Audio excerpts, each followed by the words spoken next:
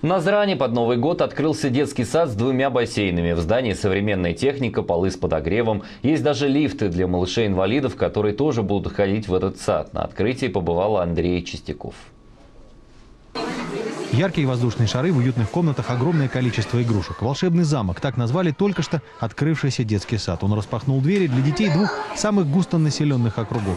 Никто и не ожидал, что это случится под Новый год. Новогодний подарок, прям под Новый год, 23 числа позвонили, и считайте, можно сказать, подарок.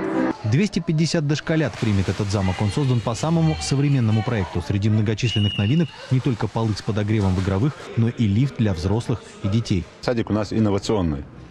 То есть здесь мы планируем инвалидную группу, чтобы не то что группу отдельно, а чтобы эти инвалиды были среди детей общего, чтобы они не комплексовали, чтобы дети здоровые ухаживали за инвалидами, и чтобы инвалиды понимали, что они часть общества. Строили детский сад на республиканские деньги. Местные депутаты активно помогали властям приобрести оборудование для игровых площадок.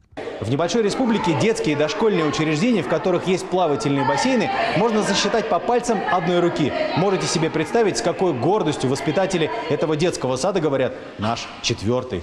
Впервые за 20 лет современной истории Ингушетии 1,5 миллиарда бюджетных денег потратили только на детские программы. В этом году в республике открылись 6 новых детских садов и школ. Педагоги отметили, что теперь в классах работать намного легче и интереснее. В гимназии была такая ситуация, что очень много детей было.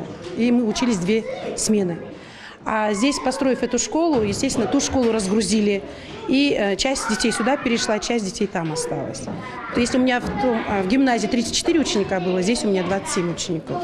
В новое просторное здание переехала республиканская станция скорой помощи. Здесь теперь появилась возможность создать небольшой фельдшерский пункт.